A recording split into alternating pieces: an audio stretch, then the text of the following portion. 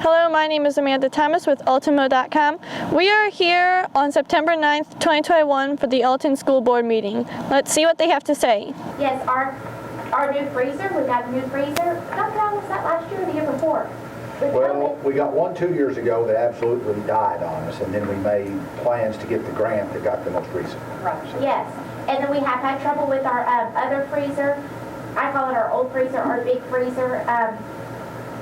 I don't really know the situation with that. That kind of falls on Caleb and them, but in my meeting with Dr. Allen, I did say, you know, that I think everyone here knows we've had trouble. I think 2 or 3 times we've lost everything now and there. And I have to be honest, when I see the same people working on it, I'm like, what in the world? When Dr. Allen told me we got the fresh fruit and vegetable order, I told my salesman, I was like, you know, how's that going to be? Or we try to use up that money because it's a grant, and we're doing it 5 days a week, and we're trying to get it through, and it usually takes us through the whole year. And he says, well, you know, so far he doesn't see a problem. We haven't had, if we have to go to apples and oranges and bananas rather than packaged grapes and, you know, cantaloupe and stuff like that, we will. And so we'll just do whatever we can to make it through this process. 9 out of 14 years we've got 100%. 2 years we got 90 and above, and then the other years it was a learning curve that they wanted to teach the new people. So we've done really well on that. The district did purchase 2 buses. We bought them early this year in hopes that they would be here before school started. But the transportation department and bus building knows the delays of microchips and everything else. I talked to the salesman today. One of the buses is done, and it will head over to air conditioning, which is just about 2 blocks away from where they build them down in Georgia. The other one is all done except waiting for chips for the ABS system. The first option we'd like to do is, you know, any new hires that we hire, you know, let's see if we can make them double dippers or dual duty, whatever you want to call it. You know, if we hire a janitor, we need you to get a license and sweep the floor. So use as many people as we possibly can. The student that tested positive went through our protocol, which right now, if we're masked, the way we're doing it, the bubble around that kid is only 3 feet. That impacted 4 kids who got to stay at school. They technically quarantine after hours, but they can stay and stay masked.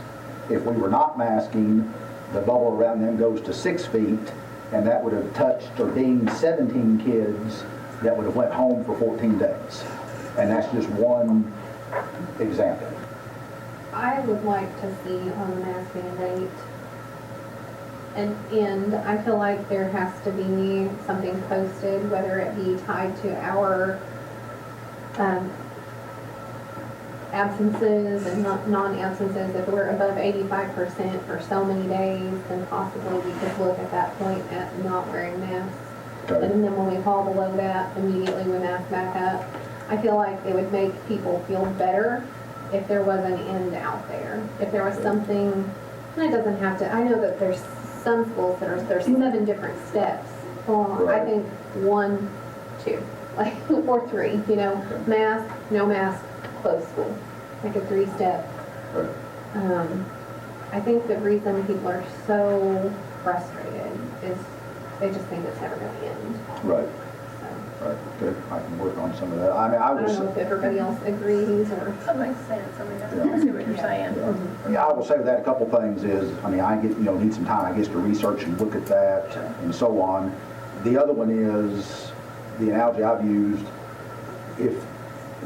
Whether you wear a seatbelt or don't normally wear a seatbelt or do, if on a day, whether you normally click it every time and that one day you just didn't or whatever, once you go into the spinning the wheel and you're rolling, we can't put the seatbelt on. Right. And my only thing with that is if we do get hot, for lack of a better way to put it, even if we go back and mask, we've still got to get 3 days out to go back to 48 hours prior to a first symptom. And I just hate to lose traction. I mean, Van Buren didn't start the school year with it. Went to it, they started on Wednesday, went to it on Friday. They still had 117 kids in queue last Friday because they hadn't all cycled back out yet. Well, so, maybe we should just list them all high. Like if we normally run like a 75%, list it at 85 for 4 days. Okay. If you never make that. Right. You know what I mean? Right. Okay. Just I can look into that and see. Hope. And again, and I don't want it to last forever. I mean, that's not the goal, but I mean, I'll be very honest.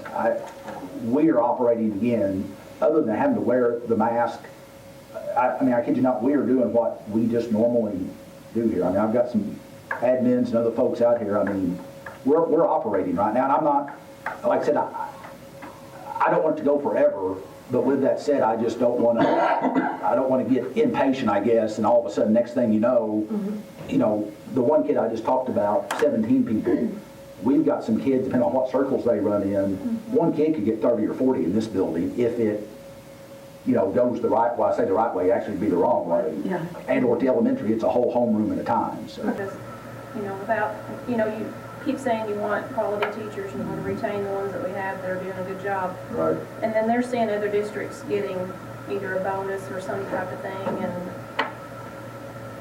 their morale's going in a hole. Right. Because we're not doing anything for them. So, and I'm saying that as a taxpayer and as a former teacher and talking with those parents that I had, and, I've heard it Yep. several different Well, I mean, we can iterations. do lots of other things up here and need to do Yeah. lots of things, but we're still basically not as good as our people at the end of the day. Right, and you're not gonna be anywhere if you don't have them. Or can't find And they're not anybody to happy, hire. right. Yeah. Yeah, we have enough trouble Finding new hires. Yes. thing, because I mean, like this year, they didn't even get a salary increase. And so, We just got to finish. right, and we just went through 2 years of craziness, Right. and it was like, no thanks. Well, and I agree with this too, on the point of view of, when this happened that March, we shut down, Yeah, I mean, we thought funding was fixing to get shut off. yes, And I mean, yes. how crazy it is, here we are basically a year to 18 months later, and they literally, they print monopoly money, literally right now, and are sending it, and here we're having these conversations. But you're asking them to jump through so many hoops, and they're doing it, because Yeah. they don't, there's no other choice but to do it. I mean, you're asking them to do packets, you're asking them to do phone calls after hours, you're asking them to do all kinds of things, which, phone calls after hours are gonna happen on your contract anyway. Right. But it's been just craziness. And quite honestly, they're rocking it. They are, but They're doing it's it. also, they don't have a choice. Yeah. That's because of how they feel about their job and their kids. Yes. And I think back to what we just talked about, the fact they're doing theoretically a handful a day versus, on this side especially, when you've got 6 different hours, Yeah. you might do 40, the way we were operating last year. But I agree with all that as well, that, it's above and beyond. We've got lots of different things going on. The fresh fruits and vegetables, I wanted to say that is a fantastic thing. It gives us a chance to expose some kids to things that they've never tried. So that's a great thing, and they love it. Sugar snap peas was one of their favorite things last year, Yeah. believe it or not. And when they say fresh fruit and vegetable, they truly mean not raisins, not applesauce, it truly is, Fresh. yeah, I mean, A kindergarten readiness piece to Cordata, and it is going to be, we're not even sure what it's supposed to look like at this point. one of Desi's famous, we'll roll it out and we'll help you figure out exactly what it Yes. is after the fact, so. But some of the tools that they are allowing as options to utilize in just looking at them yesterday after our admin meeting, after I found out about all this, some of them are like 85 pages of questions that we're supposed to answer for each child coming into kindergarten. So we're trying to find out if what we've been doing is acceptable. Teacher observation, the dial 4, just some of those tools that we already use, if those are going to be acceptable or not, or if we're going to have to actually change to something different. And quite honestly, what I've seen of the 3 options that they gave as choices, they're going to take some work. Our attendance so far is 94.5% overall. That's great. So, we had kids, and I was bringing in at the beginning of the year seniors to talk to them about A+, bring them in individually, and I go through, and their attendance requirement for A+ is 95%. And I have kids that are not at 95%, and it's solely because of last year. We couldn't do anything about it. It wasn't us, it was what we were told we could not do. And so if I could pull out that year, that'd be good. But even our best kids, the ones that would have 98, 99% attendance, they just wouldn't come as much because they didn't have to. You know, they didn't have those incentives, so